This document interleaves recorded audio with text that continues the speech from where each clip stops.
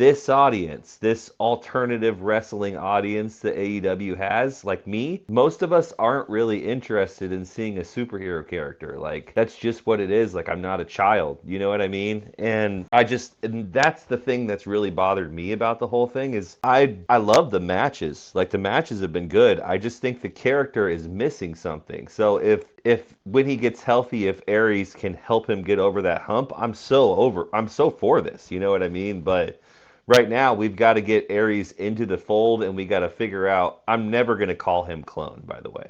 I'm going to go ahead and tell you, I'm never, ever, ever going to call him Clone. I'm going to call him Aries the Clone, or I'm just going to call him Aries. That's just what it is. Well, since we're talking about superheroes, dude, I feel like Tony Storm is looking way more like the Joker every week. Mm-hmm. Mm-hmm.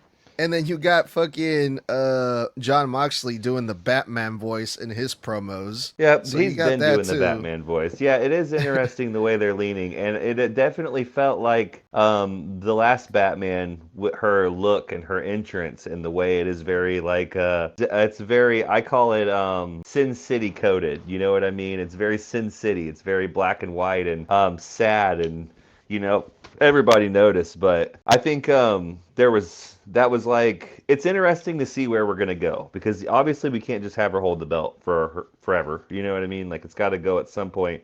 And what person deserves it more than Chris Statlander? I just don't know why they would run this back so soon. That's my only issue with this, is I don't get why we're going right back to the well again. Because isn't AEW like doing a comic book with DC, or didn't they sign something with them too? Now that I think about it. I think so. I don't really have a whole lot of information on it. I know that there were renderings of like artwork of AEW characters in DC with like the Justice League and stuff, but I don't know if they had their own comic book. I don't read comic books, so I don't have a ton of intel on that.